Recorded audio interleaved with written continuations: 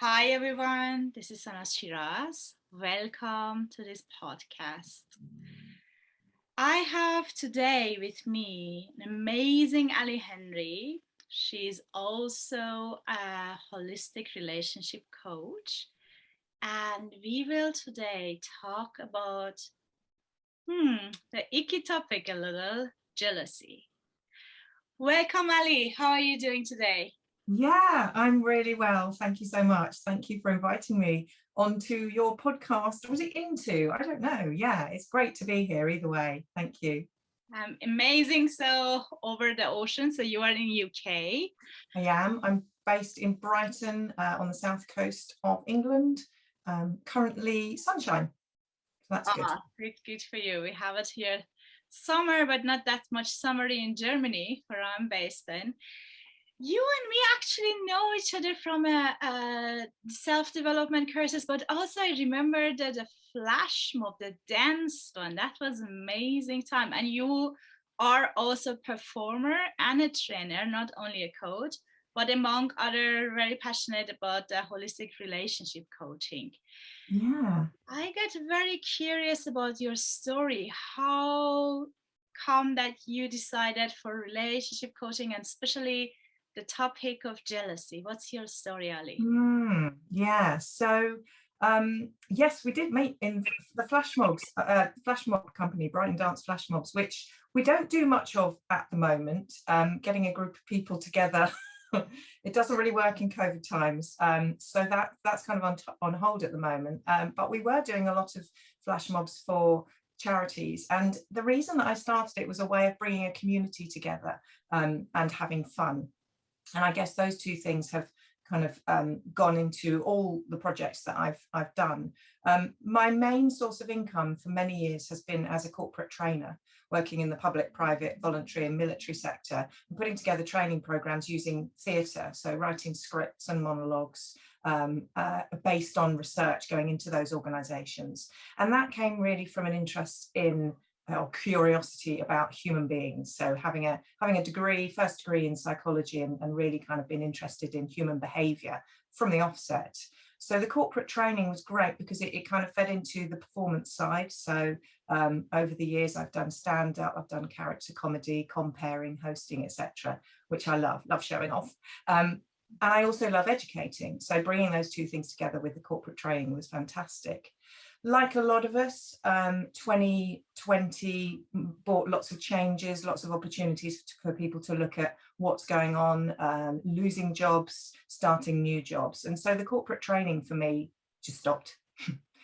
So I was looking around for what next. And I had a career coach over the years who I had found to be absolutely fantastic and inspiring. And as a result of spending almost a year working with her every month or so, I learned a lot about the coaching side and felt that it absolutely fit into my purpose, which is very much about helping people discover clarity around where they're at now, where they would like to be, and how they can take those steps forwards. So as you know, lots of different coaching companies out there, lots of different organizations, lots of different ways of coaching. And what spoke to me was holistic coaching. So that mind, body, spirit. So focusing on us as whole and complete, knowing that, through help and guidance, we can move forwards with purpose. So really bringing in those three areas together. And that absolutely came through with the coaching. The relationship side started from personal interest. So my relationship history and stories, having had different types of relationships, having been married twice, first of all to a man, then to a woman, having had open relationships, polyamorous relationships, monogamous relationships, doing lots and lots of reading and listening to podcasts and following lots of people that I admire over the years. And so it felt really natural to move into relationship coaching in a holistic way. So that's kind of it, really. So that all started last year, and I'm still doing a bit of the corporate training on the old Zoom, but very much moving more into the coaching side and doing connection coaching as well, where that's essentially group coaching, which I found enormously fulfilling and beneficial to individuals who want to be part of the coaching environment but don't necessarily want to participate verbally. So they want to feel it, hear it, see it. Wow, Ali, what a journey. Isn't it, Byron? Yeah, you've been in many places, and what I hear is also courage. So, like, to just being open and going for so many different areas, and I love it. And totally resonate with me is also the holistic part of it. I'm coming also from embodiment and dance, therapeutic dance, and come more and more from my own history that is no other way around it. So you just not can go it and like figure it out everything with mind. And among others, so I mean, I'm very passionate about the feelings in general. So that fascinated me because I'm coming from a freeze history, so like as a risk, as a reaction, as a trauma reaction, and it took me such a long time that I realized it is important, like to really to get and to feel the feelings. And then it comes this questions of, but how about anger? How about the bad ones? Like how about jealousy?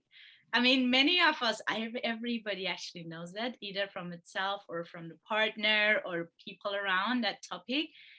But the question is like, yo, what is it that we are sometimes even ashamed that we feel these feelings? Yeah. And you are even, I mean, amazing that you're even passionate about this topic.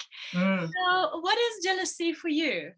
I mean, yeah, I'm absolutely fascinated by jealousy, and as you said, when we have a complex emotion like jealousy, which has got other emotions associated with it, it might have, it traditionally has fear, it might have resentment, it might have elements of envy. There's lots of other areas that it might be associated with, and so, as you know, that's not just mind, that's mind, body, spirit. That shows up in different ways. And of course, there's been loads and loads of studies over the last 20 years and previous to that shows where things like trauma are held in our bodies. And we've got some fantastic publications, The Body Keeps the Score, for example, those kinds of publications where we have that information about where that sits, and that actually one size doesn't fit all. And so when you go to a practitioner, they should be intuitive. That should be the main thing that comes out, any kind of practitioner. And that's certainly something as a coach, I'm very much in using my intuition to go where we want to go. And that's about finding out what fits for the client. So is it something that is more head to them, or is it something that's more heart? Is it something that's more emotion? Is it something that's an action, a behavior, or is it something that's spiritual? So with jealousy, as you said, it's one that a lot of us have experienced. We've been on both sides of it in different ways. And I was really interested in looking at the underpinnings of jealousy. So where does jealousy come from? Because the traditional thought is that it comes from insecurity.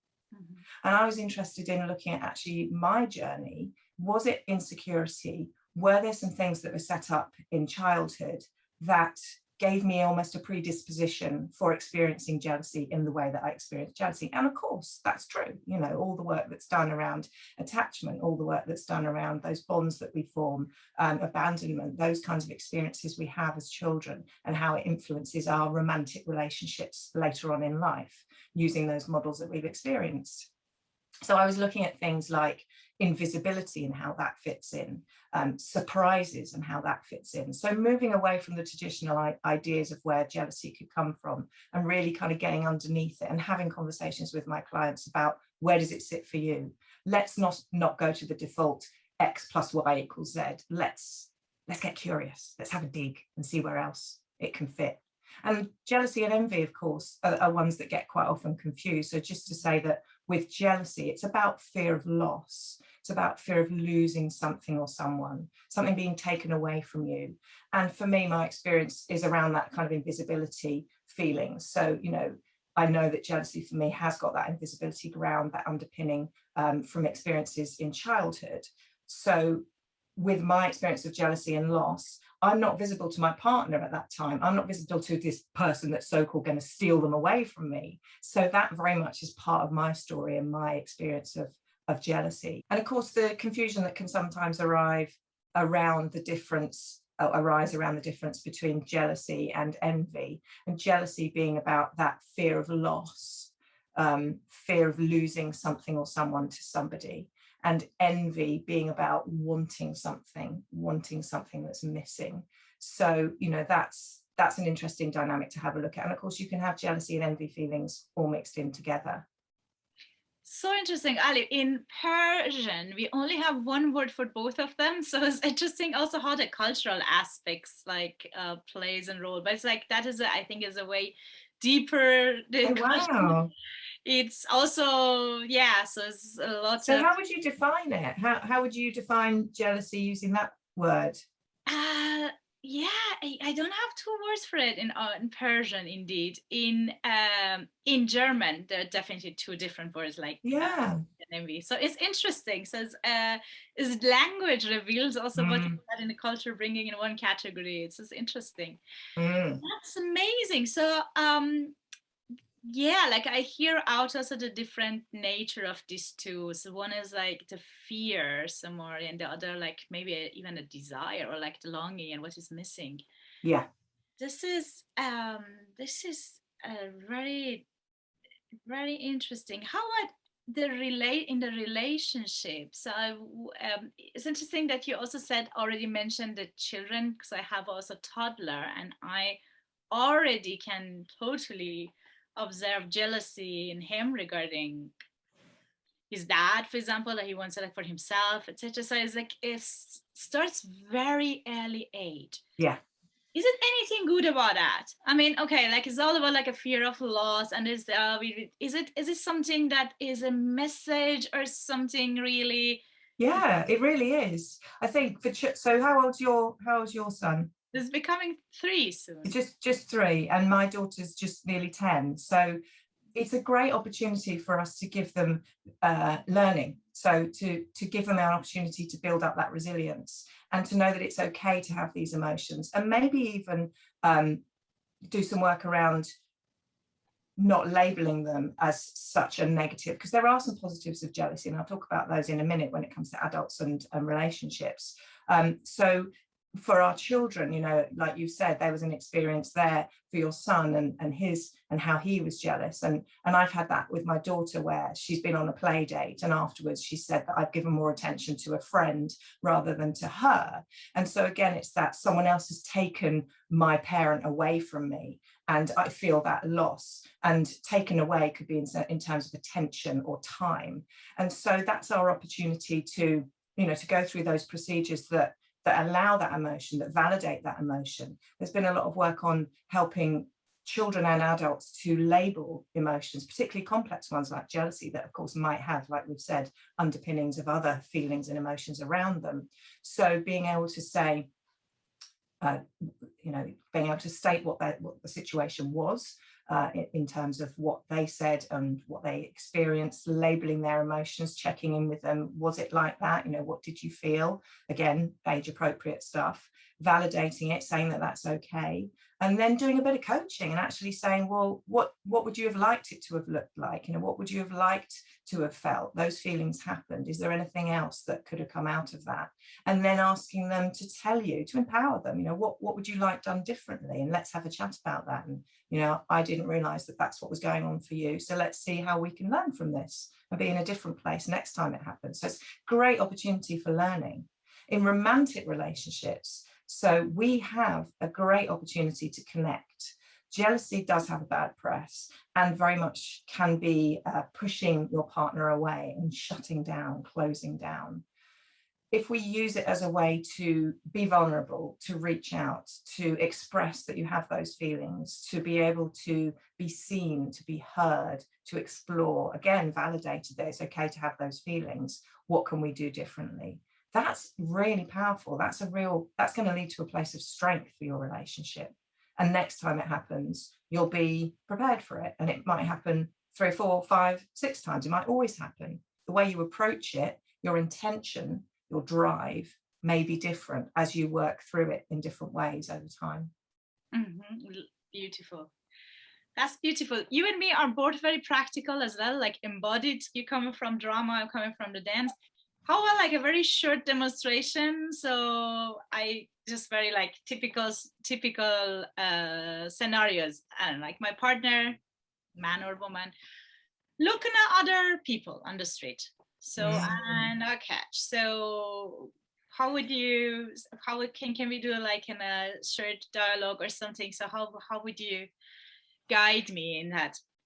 Or what, you want me to coach you now, live in front Yeah, of a studio audience? or it's very like just like giving some ideas what's like the practical work is like Okay. way would like you can even give like some ideas how would you bring your clients in or just giving some tips like because I guess like very like harmless situation versus many people Yeah. oh okay he or she is look like someone else like on the streets very harmless not Yeah, happening you even absolutely. don't want With to with even bring it up, but so it's like, oh, something is going on inside. mm, I think with coaching, with that scenario of feeling that your partner is, their gaze is somewhere else, is about finding out what you felt at that time, what you would want to feel, and how you might work on those feelings, how you might work on the steps to change those feelings. So in terms of giving some ideas and some tips and tricks, it would very much be about what's going to work for them. So as you've said, you and I, we're embodiment, we're practical, we're movement. Some people, they would rather do some writing, they would rather keep it in their heads, they would rather do talk to family or friends. So they might have different ideas. So it's drawing out what's going to work for that client and what's going to stick to them. Because if they come up with the ideas, they are more likely to do it. There have been a lot of studies around brain processes when it comes to leadership and management, because my corporate training is diversity and inclusion, leadership and management training. So when you're a leader, if somebody comes up with an idea, they're more likely to stick to it, as opposed to you saying you're going to go and do this. It's just how the brain works. So that's why coaching is so great, because we explore what's going to work for you and you're more likely to stick to it and do it. When it comes to things like rumination, there's some great texts out there. There's some great publications around jealousy and dealing with jealousy, and things like rumination, where you want to go on the social media, where you want to stalk them, where you want to find out what they're doing, check messages and things like that, and send yourself into what I call monkey brain, spinning round and round. Then again, it's exploring what might work for them. For me personally, I can share what worked for me, and it might be useful to people listening. So in terms of the checking the social media, what boundaries can you put in place? I took all social media off. So my last big jealousy experience was I looked at some things that I could do to prevent me from going on the social media and for doing the stalking. So I took it off my phone. Trying to get Instagram on a laptop, it's a nightmare. So it takes a process. So I put Facebook and all the other bits onto the laptop, so I couldn't do it instantly on the phone. Great. So it's a conscious thing. So that meant that I had time to think about what I'm doing, instead of just whipping out the phone, every 5 minutes as we do, and just looking at it and scrolling and whatever. So it took time. It meant that I had space to just kind of check in with myself. I put little post-it notes on my laptop that said kitchen disco. So when I knew that I was going to start doing this, every time I looked at my laptop, I would have this thing saying kitchen disco, and I would make myself stand up, go into the kitchen and play a song very loud, and then sing to the garden. Change your state, change your body state. And what happens when you change your body state? You're different. So you come back, you sit back down at your computer, and you're like, oh, don't need to do it now, actually. So putting those boundaries in place, giving yourself space and time. Rumination, you can also do things like bracketing. So you can go, actually, I'm going to let myself every day ruminate. I'm going to let myself obsess about it and think about it and go through it in my mind. But I'm going to give it a set time. It's going to be 3 o'clock this afternoon. So the thoughts come in. You don't push the thoughts out. As we know, it's about sitting with the feelings, or as I like to say, take the feelings for a walk. I'm a very active person, so I'd rather save things for my walk. Because it covers mind, it covers body, it covers spirituality. Mother Nature is my higher power. So it covers those 3 holistic sides for me, to go for a walk with it. So bracket it. So decide that you're going to, that's the feeling. Thank you very much. I want to do that. I'm going to do it at 3. 3 o'clock comes, you have 3 to 3:20, and you allow yourself that time. and then it's done. And sometimes by the time it gets to 3:20, it's different anyway, and you don't want to do it. So yeah, there's some tips and tricks that work for me. I would very much start with what sorts of things go on for you. I also like the idea of sticking change on an established ritual or routine. The classic is back to the phone again. So people who are like, do you know what, as soon as I come home, I don't want to be on my phone as soon as I walk in the door. I want to be with my kids. I want to be present with my kids. Brilliant. So what do you do as soon as you walk in? Open the door, put the keys down, and then go into the front room. Okay, great. So open the door, put the keys down, put the phone down, then go into the sitting room. And there's your phone, and there it stays. You've got that habit already. It's already established. Just add something onto it, and then you're more likely to stick to it. Beautiful, very, very cool, practical advices. This is very beautiful. I like also these scenarios you brought up, because some of my audience also are either single or like checking sometimes on the one with the last date, or really still somehow got stuck in a past relationship even when it's over, but parts of still following the ex. So I really found that your tips very practical and useful, as well for those categories. And I want to bridge it actually to your work. I know that you also concentrate on the breakups and moving on, and that is an amazing. When I heard it from you, I was like, wow, that could be such a contribution for many women out there. Yeah. What are usually your advice, or how do you work around these topics and with your clients? Yeah, it's grief. I call it living loss, because the person is alive, they are there, but they are not there. And it doesn't matter whether that grief is a recent breakup, doesn't matter whether that loss is a recent breakup, or your last partner, which might have been a few years ago, or your previous partner. You know, that grief can be there as way back. You can have had 3 or 4 other significant relationships, but you're kind of like, do you know what, that relationship is still in my psyche. I haven't processed stuff around that. So I've got a 28-day program whereby there's a daily check-in. There's a weekly coaching session. There's a connection coaching session, which is weekly as well. There's homework. So there's a real focus on, where am I at with this? Where do I want to be? And what are the steps that can help me? There's recommended reading and podcasts and exercises. So for 28 days, you get a wealth of information that is at your fingertips. You get held.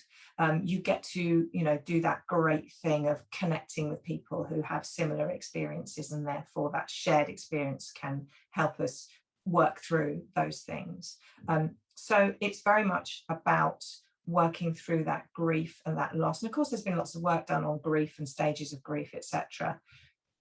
And that can be the same. We've talked about how there are other things as well to think about, like the somatic side, like the movement side, and how that can also be brought into helping us to move through that loss, helping our bodies to move through that loss and that change, so that we're ready to receive. And that's the next program. There's a 28-day program, which is around ready to receive, when you're kind of like, actually, I would like to invite in my next relationship now. I would like to be ready. I would like to be clear on what my relationship values are. I would like to be clear on what my limiting beliefs have been over the years around relationships. I would like to be in a place to receive my new relationship, because we can't do the when. When's this going to happen? When is this person going to arrive in my life? We can't do the whens. We can't do the whens, but we can do the whats. What do we want them to look like? When I say look like, I mean in terms of, their aboutness. I mean, of course, you can go physical as well. You can have your wish list. So it's what is that person? What do they look like? What do they feel like? What are their values? What are their goals? And so we can come up with this situation that helps us then move towards it. As we said earlier, having those goals to move towards, that takes us forwards with purpose. Sounds amazing. So how can the people find you, Ali? Best starting place is the website. So that's alihendry.co.uk. And that's got all the social media links. Yeah, lovely. Thank you. That's got all the social media links in it. On Instagram. I'm on Clubhouse as well. I do a Monday Clubhouse where I bring in an expert to talk about relationships, all things relationships, sex and relationships. I write for Diva magazine as well. I'm their relationship columnist, so sort of it very much embodied around education and growth. That's my purpose, for everyone to have conscious relationships. Beautiful. And you will have a TED Talk soon as well on the topic of jealousy, which we are That's right. all looking forward to it. An amazing talk. Thank you so much, Ali. It's been a pleasure. Thank you so much for creating this space for us. Thank you. Good luck. See you soon.